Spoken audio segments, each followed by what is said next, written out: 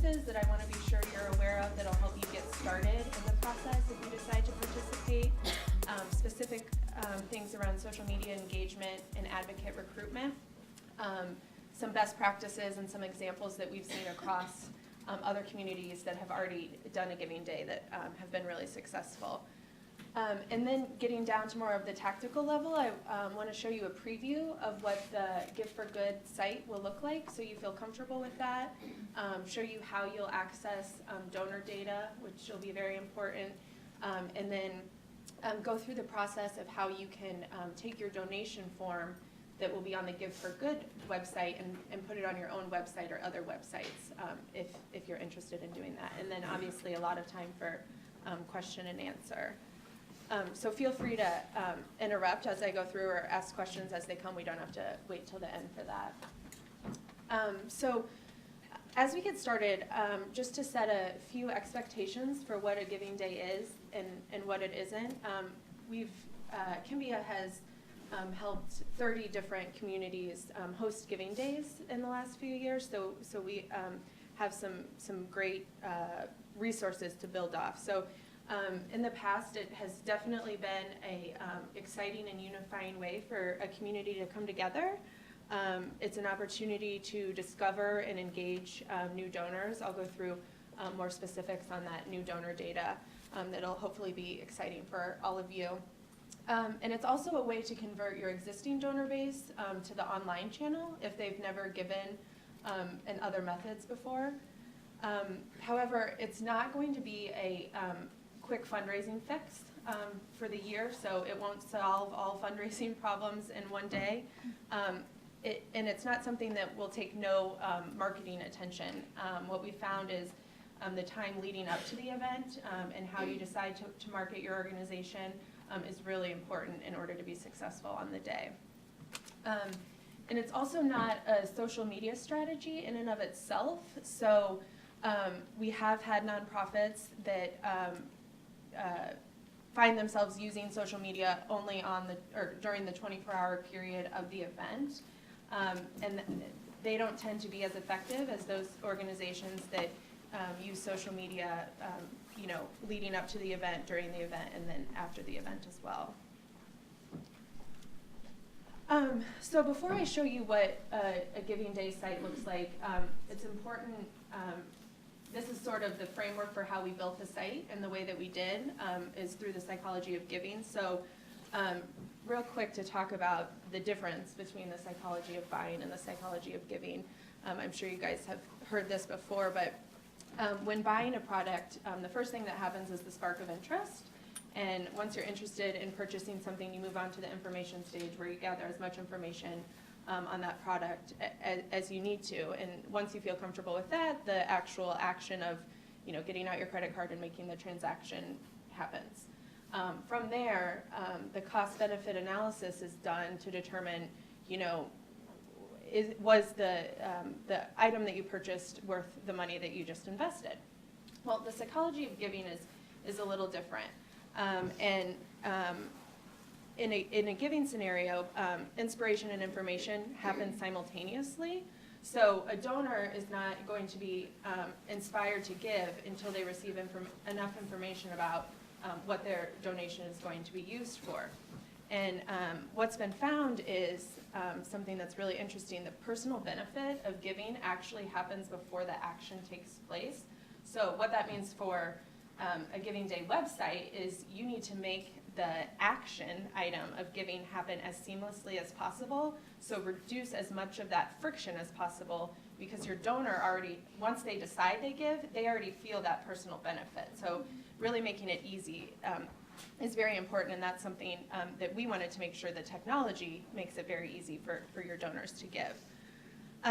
So then once the action happens of making the gift, there's also a second benefit, which is the social benefit. And that has proven to be very important. That's what happens when other people find out about the donor's gift, so friends and family, and that can be a really strong motivator. So being able to share that a gift has been made is really important for us. what we like to say is the Giving Day is all about motivated action, and we took that. That was really important in designing our Giving Day sites. So what you see up here now is a demo of a Giving Day site, and the top half of the site is all about motivation. So, you know, the logo, the Give4Good logo will be up there in place, as well as a brief description of the event. A countdown clock letting donors know how much time is left in the event, as well as the running tallies of how many donations have been received and how much the community has raised in total. And then a quick link to the leaderboard, which I'll show you a more detailed page of the leaderboard in a moment, but all of those things are about motivating. Underneath that are all the action items. So on the day of the event, a donor or individual in the community can come to the homepage of Give4Good and within one step type in the name of the organization that they want to give to, the dollar amount, and make the transaction. So keeping that simple is really important. They'll also have the ability to search for organizations by name or by category. So all of those action items are important. This page here is an example of what we call the nonprofit profile page.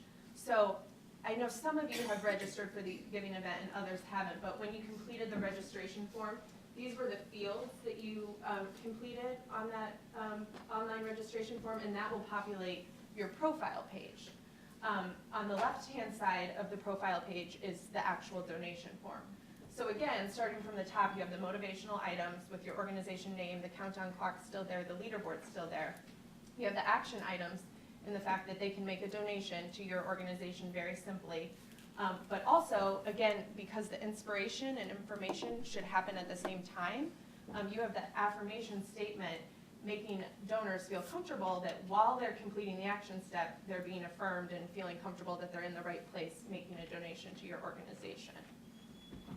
And I will show you previews of what it actually looks like on the Give4Good site, so specific to you guys here. So what this means is a large percentage of your donations are going to come from people who have been motivated to give prior to the giving event. The Giving Day website and the Giving Day tools, they're intended to reduce that friction that I talked about and make it really easy for your donors to give. And also make them feel like they're in the right place at the right time as they're making that gift. We want it to accelerate giving, so we want donations to happen really quickly, and also provide that basic affirmation and capture them in the moment when they're feeling inspired, because that's when they're feeling the personal benefit, and completing the action needs to be able to happen quickly. So really the website is where you know, the rubber meets the road. So it's up to you as the nonprofits to get people to go to the website and to get them to complete the action. And then because the website is easy to use, the donations will be able to roll in really quickly. So because the prep time is important, that does not mean that you won't find new donors on the day of the event. I actually have some data to share with you around the averages of new donors in our past giving events. But a piece of information that's really interesting is organizations that tend to receive the fastest amount of donations, so who quickly acquire donations, you know, right at 12:01, for example, on May 6th, they tend to be the organizations that will find the most new donors. And why is this? So this is the screenshot of the leaderboard. So right now, when the site is in what we call the pre-event mode, as the nonprofits are approved to participate, so if you've completed your registration and if you've been approved, you'll appear on the leaderboard in alphabetical order. Well, once it turns midnight on May 6th, the leaderboard will start to populate either by total amount of donations or total dollars received, and you'll be sorted that way. And what we found is the organizations that are at the top at the beginning of the event tend to stay at the top. And that's because of the bandwagon effect. So, you know, word is going to spread all around the community. Everybody's going to be talking about Give4Good. And there's going to be people who have never heard of the event or who maybe never thought that they were going to donate on this day, hearing the buzz, and they're going to go to the website. and they tend to go straight to the leaderboard to see who's winning, and those are the organizations that they'll click on to see how they're doing and to see, you know, their mission statement and their logo, and therefore keeping them at the top and giving them new donors that they maybe weren't cultivating along the way. In terms of donor engagement, what we found through all of our past giving days is nonprofits typically receive first-time donors at a rate of 20 to 25% of the total giving day population. So 20 to 25% of the donors through the entire Give4Good website are new to the specific organization that they're donating to. The giving partner is the match day that happens down in Southwest Florida through the Community Foundation of Sarasota County. They just did a giving event last year, and 60% of the participating organizations accounted for new donors through the 36-hour period. They do a 36-hour event. And that sort of success happens year after year. The Community Foundation of North Texas just hosted their 5th giving event in September. And those, on average, organizations continue to have that 25% new donor rate. So hopefully that's something that's, you know, really exciting to all of you. Before I get into specific strategies for you all to think about in preparing for Give4Good, I wanted to show 2 quick videos from New Haven, Connecticut. The Community Foundation of Greater New Haven was the first community foundation to host a Giving Day with Kimbia, and they have some great stories about some of the buzz that was created and how the nonprofits work to engage new donors. This was all the talk Can you read it? our community over that 2-month period. The buzz around this was great. On the morning of the challenge, there was a group of us sitting around my desk, staring at the leaderboard in the site, waiting for the clock to strike 8. And once it did, we saw that leaderboard working, we saw the donations coming in, and that was our first victory, to see that the technology was actually working. The GiveGreater.org program, when it was introduced, I think really gave us all an excitement, something to get behind and get into. Daily, we looked at the leaderboard, and in the morning and the afternoon, and even at night when we were at home, we were still texting one another. What was shocking to me was the numbers of people who, you know, previously, I mean, are certainly involved in the organization and our supporters and friends, but who were very, you know, captured by this contest. So a few of us came in early and we're sitting at our computers, and the second 8 a.m. happened, you start seeing the numbers. Whoever was going to get to 51st was going to get the early bird prize. And basically we just sat here and we watched the numbers change, and it was like watching a horse race, seriously, like watching a horse race. And it was actually probably one of the most exciting 15 minutes of Solar Youth, you know, donation history for sure. Huge number of gifts right at the outset. I mean, literally in the first hour. You get about usually between 2,000 and 2,500 gifts a year, and we've had almost 2,000 gifts this week. And there was a big surge of gifts at the end, too. We had over 5,200 gifts, which is about 2.5 years worth for us. I was actually at home on New Year's Eve and following this because I wanted it to hit 5,000. So was watching the ticker go up on the site, and it did hit 5,000 mid-afternoon on New Year's Eve, and ended up, as I said, at 5,200 or something. You received $5,000. Yes.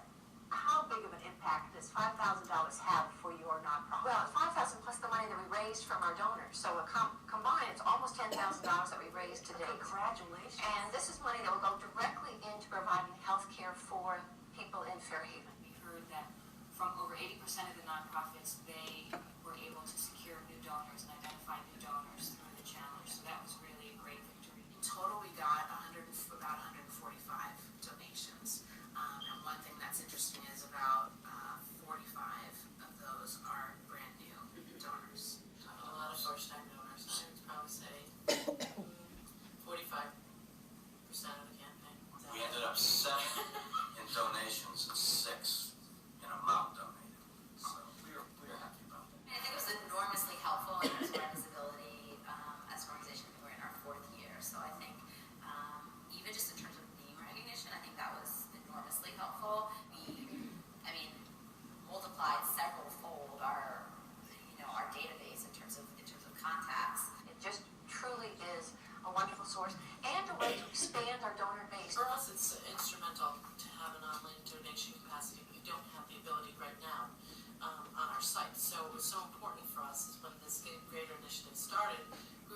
excited. We're excited because it gave us the opportunity to reach people in the community who could support Mary Wade. So we posted it on Facebook. We got the information out to everyone we could. And it was not just about raising money for us, but it was about increasing visibility for Mary Wade in the community and actually having the board support us in that initiative to get the word out about Mary Wade and why we're worthy of giving, a substantial donation of $50 or more. For example, board members, friends and family that maybe they didn't feel comfortable reaching out to before. This was something that was very targeted and specific that they reached out to them for. I think it really helped us to communicate, especially to our board and to our staff and the families of the residents, that we are in the development field and that this is a perfect way for you to join with our mission. It just gave us hope that we can be successful. Okay, so I just wanted, I think through those videos, you're able to see, the excitement that it obviously brings to the community and the buzz that was built in New Haven, as well as, hearing directly from nonprofits on the success that they've had. So with that, I want to get into some more tactile pieces of information for all of you as you either plan for or consider signing up for the giving event. One thing in getting started that we found very important for a lot of the nonprofits is, of course, to set some goals. Obviously, dollar amount goals are common and very easy to think of and something you might want to set a target for. It can be challenging, in your first year to really have an accurate number in mind, but we have some nonprofits that focus on specific projects in the upcoming years and really target their message around the funding for that project. But looking beyond just the dollars, obviously gaining new donors is very important, so thinking about a strategy to engage new donors, and then just the brand awareness that these giving events can provide, and wanting the community to know more about who your organization is and what you do can be a really great goal. In developing the message for Give4Good, again, focusing on a message that will motivate individuals in the community to take an action, that action being making a gift. So really try to, make that message real, tell them who their donation is going to affect and what it's going to do, where they can look to see evidence of success. Make it shareable. So this is really important as we get into the social media engagement piece, but share stories and share images that other individuals can grab onto and retell it, so you're not the only one telling the story. If it's a good message, others will help you get the word out. And of course, make it personal so that it's authentic to your brand at the nonprofit, and a way for you to connect with the community. In planning the communications, that's really important. We do recommend, some sort of communication calendar that you should develop internally with your team.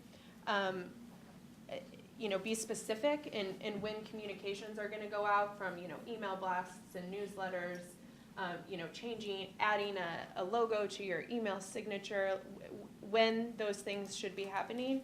And, we do recommend getting down to when Facebook posts and when tweets should happen, so that that's all planned out and someone, is in charge of that. But with that in mind, we do think that it can be done in a simple way. It doesn't have to get really extravagant, depending on your resources and your comfort level.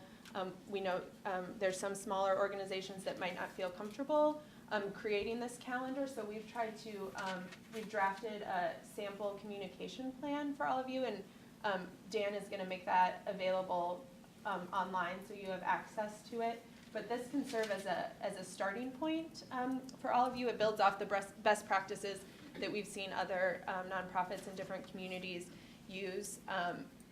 Starting with when the giving day is announced, and then giving you targets for the frequency of outreach to your potential donors.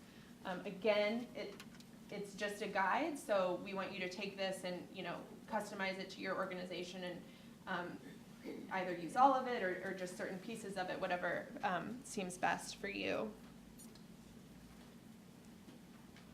So I've touched on social media engagement a little bit, and just to reiterate, we've really found in past giving events, the organizations that tend to be most successful are those that have a social media strategy and engage with social media before, during, and after the event, not just during the 24 hours of the giving day.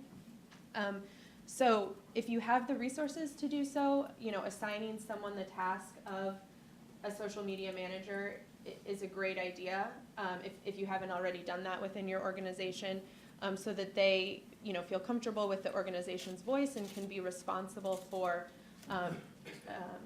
responding and posting to Twitter, Facebook, and a blog if you have one, and just monitoring that on a daily basis.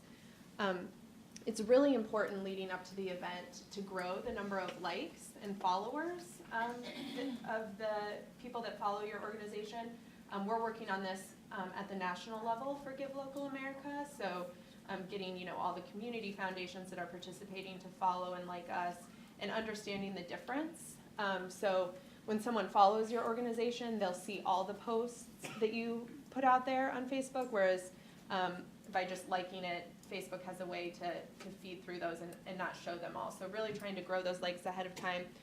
Obviously the Nonprofit Center and the Community Foundation, you should follow them. They'll be using social media to post important announcements about the Giving Day. Look to other nonprofits in the community and be sure you're all liking and following one another. And then of course Give Local America from the national perspective, following and liking us would be great as well. Facebook is definitely been the most popular and the most effective social media tool in all of our giving events. There's some crazy data out there. The average Facebook user today has 245 friends, and the average Facebook user's friend has 359 friends. This one just blows my mind, the fact that within 2 degrees of separation you could be in touch with 150,000 people.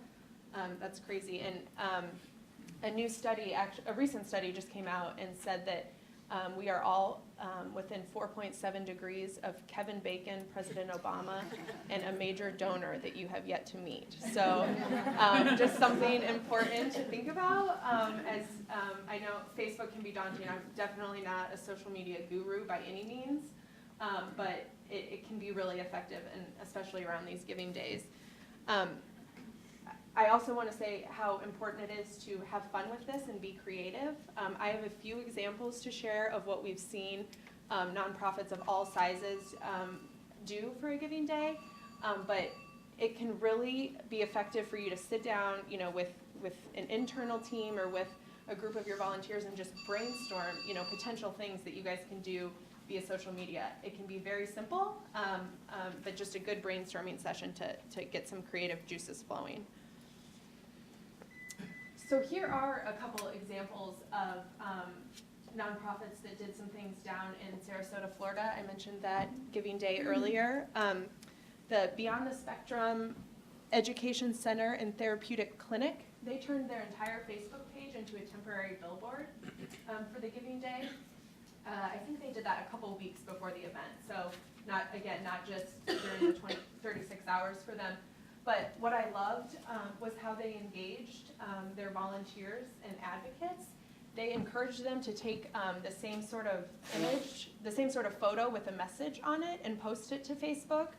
To me, this is just so easy to have other people helping provide you with content. That's what I think is one of the hardest things, to come up with, interesting pieces of information to share, and not just resharing and reposting things that have already been shared before. So in this way, it's your volunteers and your advocates that are coming up with the content, and you can share these great images and photos with everyone in your network.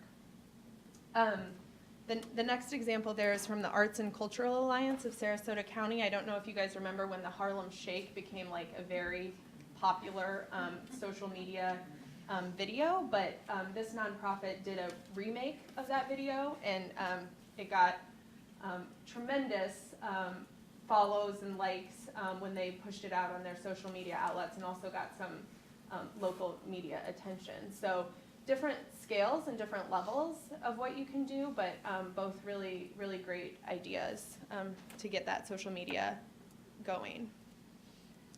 Another tool that we have available is some sample messaging. This document, again, Dan will make sure you guys know where to access it. It has some other ways that you can get your word out, to get the word out about your participation in the giving event.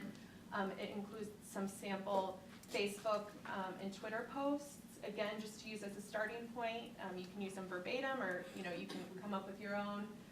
Also a sample email message, if that's something, an e-blast to use if you want to get that out to your donors and to your followers. Another important thing beyond the social media is what we call advocate recruitment, and digital advocate recruitment is not unlike any other sort of engagement that you already do with your supporters. So other nonprofits have started with people that are very easy for them to access, so board members, volunteers, beneficiaries. And although this is another fundraising event, you can use these people in a way beyond just the donations, so asking them for support beyond the dollars that they might already be giving to the organization. A few creative ideas here is something we call the Money Minutemen. So if your nonprofit decides that they really do want to get a lot of donations right at the start of the event, or if in certain time intervals there's a prize that you would like to go after, you can ask your board members to go out and recruit maybe 5 individuals that will pledge to give within the first minute of the giving event, and then charge your board members with reminding them the night before or the morning of to make that donation. Again, really simple, and it's something that you can have others helping you with. We also have share teams, so beyond just the dollars and the donations, a way to help get your message out there. If you recruit a couple volunteers who are most active within your organization on Facebook and Twitter to pledge to post one announcement or one great tagline about your organization during the days leading up to the event, and share that, not just like it. Again, by sharing it, they're spreading it to their entire network, so it's getting beyond your usual group of people, and that can be really effective. There was a great example of advocate recruitment program down in Austin, Texas. They did their Amplify Austin giving event last spring, and it was the Special Olympics of Texas. You'll see their messaging was be a superhero and discover the power of helping others.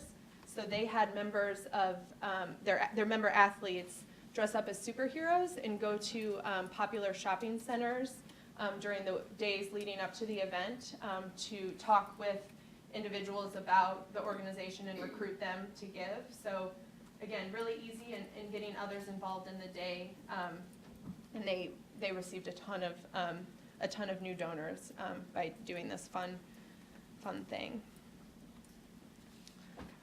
So once we've done the engagement and worked leading up to the event, it's also going to be important on the day of to mobilize the troops and get everybody giving to your organization. We have a lot of nonprofits in past giving events that have held in-person events. They might do that around, again, a specific time period. If there's a prize that they're going after, a lunch hour, a happy hour, and set up at a venue different donation stations, so different computers or iPads set up in a room, and having snacks and hors d'oeuvres or something like that. If you don't have those resources, and this is an important point to make, the website is mobilely optimized, so while there's no app to give, any smartphone will display the website in a very easy, in a very good way, so that it's still just as easy to give on your phone as it is on a computer. So if you can't set up donation stations, you know, and you're at an event, having everyone get their phone out and donate at the same time, or something like that is really easy and doable. Good question, since you're talking about that. How comfortable are people about going up to a strange computer and putting in all their information? Are you getting, Great question. pushback on that? So not directly from the donors, obviously, because I'm sort of, you know, through that. What we recommend is, so Kimbia itself, the technology provider, is called a PCI Level 1 security system. So all the donation forms are secure. So what we've recommended in FAQs for the actual site for donors to see is to link to a privacy policy and to call that out so that donors feel comfortable with that. If you are doing in-person events, we've had people, you know, post up one-pagers by that goes through the security of that to calm people down about that. Because especially with Target and all the credit card things that have been happening, a couple weeks ago is when a lot of the community foundations were wanting the detailed information to be able to share that with their donors of why it is secure. Great question. And then so, and I sort of touched on this, you know, pushing for the prize. You guys will, I know your event is going to have prizes. That's still being determined exactly what those are, but if within your organization you set specific targets to try to go after some of those prizes ahead of the event, you know, continuing to go after those on the day of is important. And then update and celebrate, I'll be showing you, you'll all have access to the donor data in real time. So during the day of, it's so easy to thank donors publicly and to continue to update your followers on where you stand when you reach important milestones and things like that. So the day of content for social media, you shouldn't have any trouble populating it with those sorts of fun and exciting announcements. A couple examples of great mobilization techniques that we've seen. One nonprofit on the far side over there, they had a donor base that very few of them had ever given online. So they sent out a direct mail piece with a pack of instant coffee connected to it because they wanted them to give first thing in the morning, and said, you know, give right away, and then provided very detailed instructions on go to this website and here's how to make your gift. So we thought that was really cool. Again, the Amplify Texas event, Amplify Austin event, their event ended at 7 p.m. So a lot of nonprofits did happy hour events to really keep the momentum going till the final hours. One organization, it was called Austin Soundwaves, they're a music program. They actually set up a concert, a performance at the Whole Foods grocery store and walked around the grocery store encouraging people to give in the final minutes of the giving day. So another really great idea.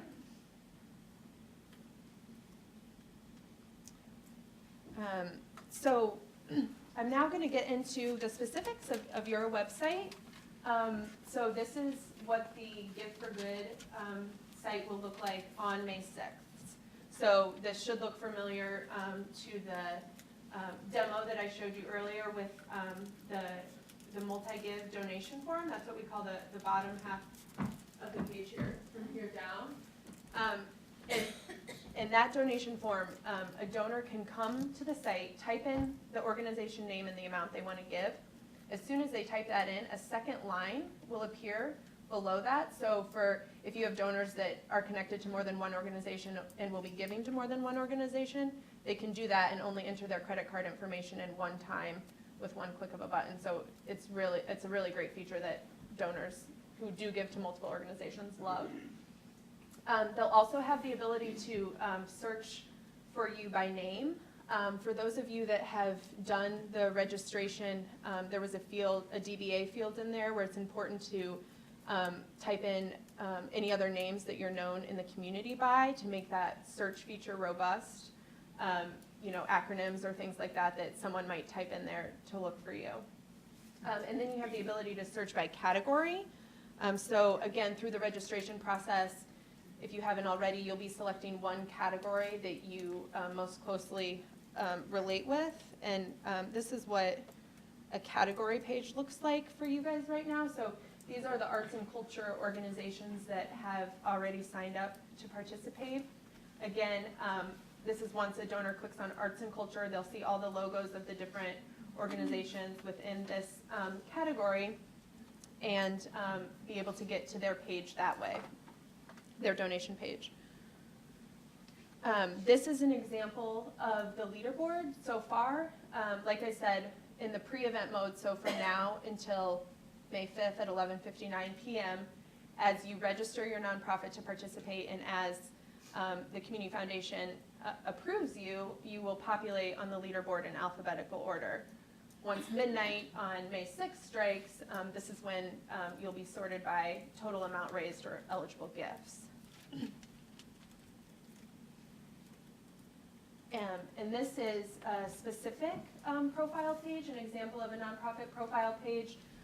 In the previous example, you saw when the donation form is on the left-hand side of the page. So that again will click over on May 6th, but up until then, individuals can come to the site and look at the information that you entered during the registration process. Is the website, when is the website live? Is it live now? It's live now, It's not- in what we okay. call the pre-event mode. Yep. Okay. Yep, good question. Is there a certain size that the logo needs to be? Because I noticed ours is really small on the page. Were you, City of Promise? okay, there is, I think when you're registering, it gives you the max, or the pixels. Did you not see it there? In that range. And it's still showing up small? It's really small. Okay, let me write down your Okay.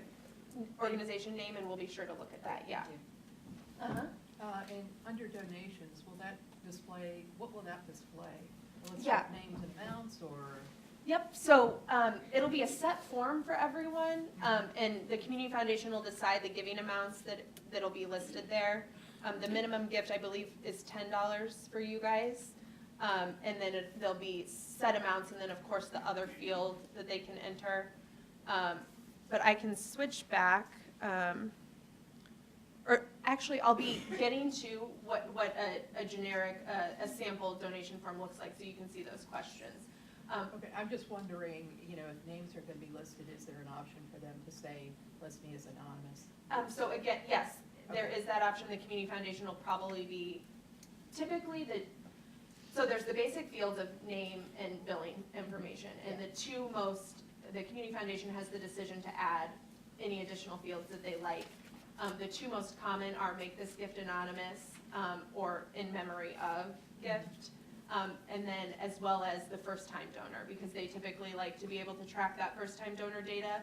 There'll be a checkbox for an individual to select that this is a first-time gift.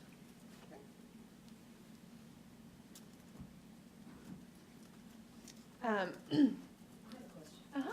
So, since this personal information is entered on, basically into your database, do people ever ask whether you or CACF would contact them Yep. later with emails? Definitely. So the way we describe it is that the data is owned by 3 parties. Kimbia technically because it's in our platform, although we never market directly to your donors. The Community Foundation because they have access to all the donor data for all the organizations, and then you as the nonprofit because you'll have access to your donor data as long as the donor doesn't select anonymous. The Community Foundation will probably communicate with you if they plan to use that data or what they will do with it. But when a gift is made on this page, the donor automatically receives an email receipt from the Community Foundation thanking them and providing them with their tax document. So that's why the Community Foundation technically owns the data as well.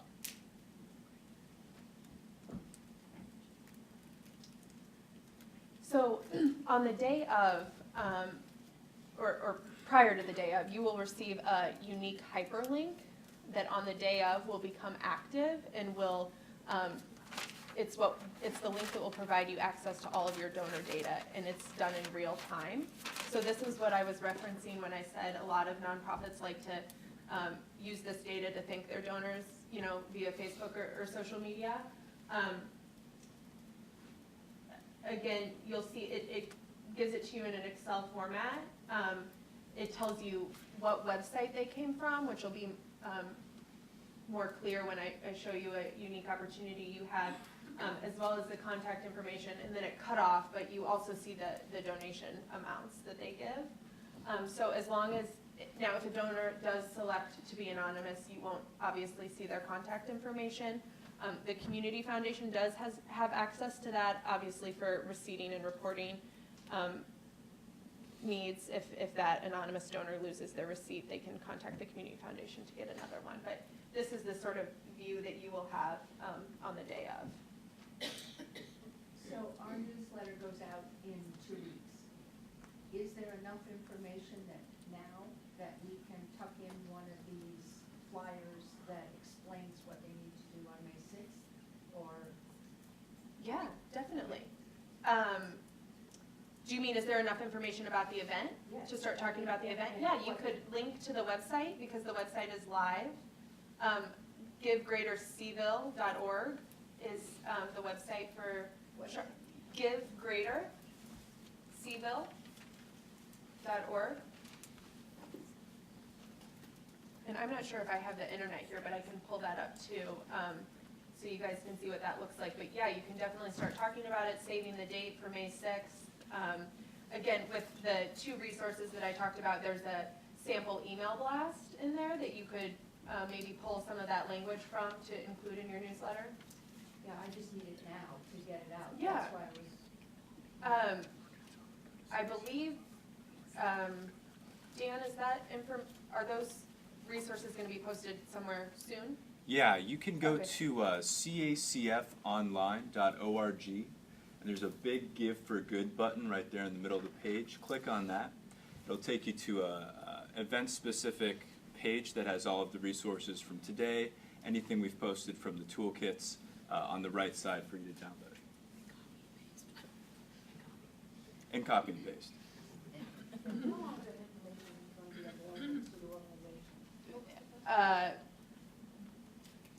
Like at least a year, at least 6 months it's available, and if it's something that you need after the fact, the Community Foundation always has their admin access, and so if you ever find that the link is broken or not working, contact them and we'll make sure you get the data that you need.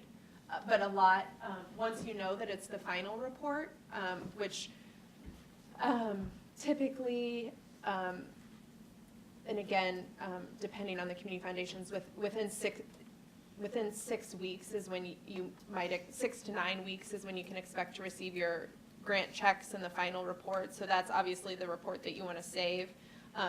A couple, again, because it's in real time, a couple days after, you know, if you're dealing with refunds, the most common, you have a donor that gave $400, but they meant to type in 40, so they're panicking and, you know, need to get that refund to happen. So you'll definitely have the ability to save the report. You might not want to do that May 7th at midnight, but give it a couple days to make sure all the refunds happen that need to, and it's the final version.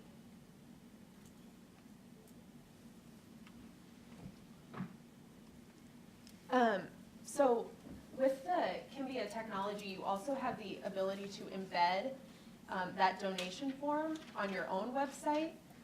We have found nonprofits that have done this have been really successful. So what I mean by that is this is a sample donation form on the left that, again, if you're looking at your nonprofit profile page, on the right-hand side is the information that you fill out during the registration process, and on the left-hand side is how a donor makes their gift.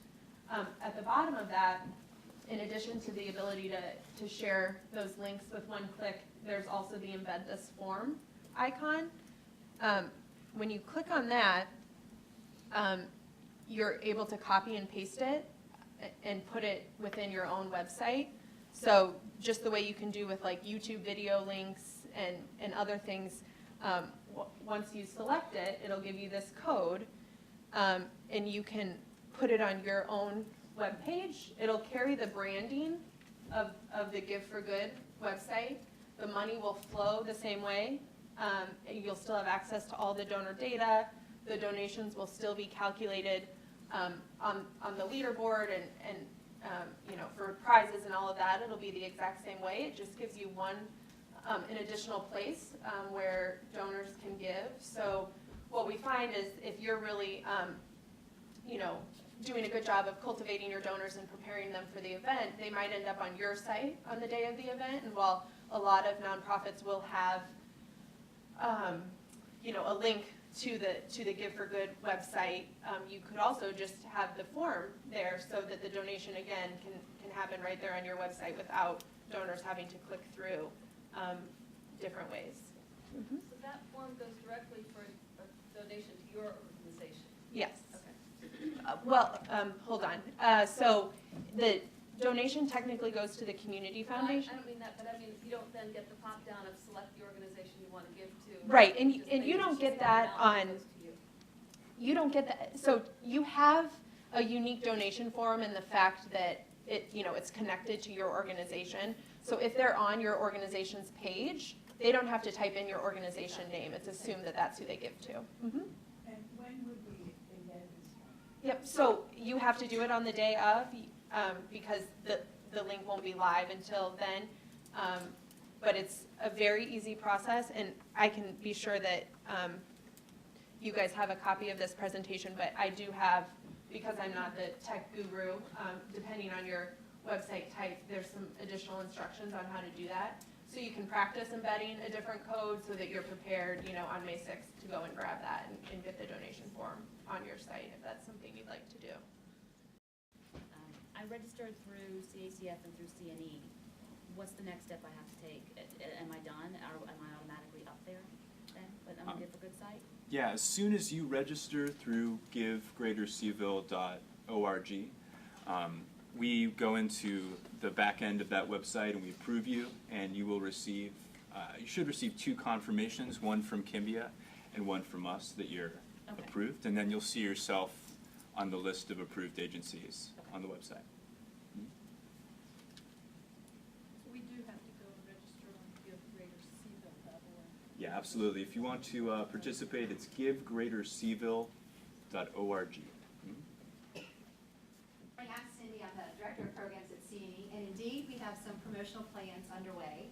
CACF will be doing 1 to 2 Facebook postings per week, and we're encouraging you to share those and to repost them. They're also sharing any agency stories that you have, and they're liking all the agencies that are participating in their Give4Good and sharing in that way as well. And also tweeting. Dan just sent out at least 1 tweet during this event. The tweeting is actively going on right now as we speak. And in addition, CNE has planned 6 radio spots, and that will be getting 6 weeks up to the Giving Day. And we'll be talking about what nonprofits do, the impact in the community, and what it means to be a philanthropist and to participate in Giving Day. So that's what we have on the docket, yes. Is there a specific hashtag you guys would want us to do on like social media? Yeah. Give the number 4 and good. And our Twitter handle is Cville Area CF. Cville Area CF as in Community Foundation. And that's your Twitter? That is our Twitter handle. And it's hashtag Give4Good. Hashtag give the number 4 good. Is there a question way in the back? I'm just wondering when you're going to have the prizes finalized for the event? Yeah, let me jump up here. So we are working on the prize structure that's dependent on the development push. We have Beth Colmery on board. She and I are working with businesses to formulate those local incentives over the next few weeks. So, not to give you another website to visit, but if you do go to cacfonline.org and click on that Give4Good button, that can be your home base for the weeks and the next couple months ahead of this event. If you do go there, we'll have all of our Twitter handle, our Facebook link, anything you need to follow us. So please do that. And we are going to start announcing prizes that you can share on your own social media. And we're going to start doing that this week. So it's extra incentive to follow us.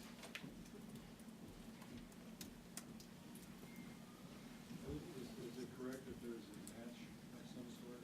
If so, does any organization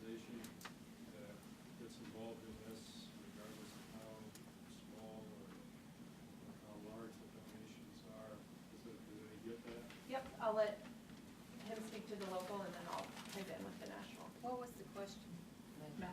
Local matching pool or incentive pool. So there will be a local match. Again, the size of that match is dependent on our development strategy over the next couple months, but there definitely will be one. We have an internal goal for that match, and that will be distributed pro rata, depending on the proportion of dollars you raise for the community. So if you were to raise 10% of the Give Day total among all the agencies in Charlottesville, you would receive 10% of the local match for the day. Yep. So we've actually really tried to move away from using match to calling them matching days, and instead of calling them matching days, call them giving days, because match sort of, in your head you think like 1-to-1 or something, or 50 cents to $1. And because of the way they're modeling their incentive pool, which is the way we recommend, so every dollar will be worth the same amount. So once it's divided up. So just talking about the added value that your dollar will bring to the community foundation, increasing the spirit of philanthropy in the community, like talking about incentives and prizes, but not using match and not using exact numbers. So again, because there's no communication, and hopefully they'll be able to communicate milestones along the way, so we know the incentive pool will be this, but you won't know what $1 means until the event's over.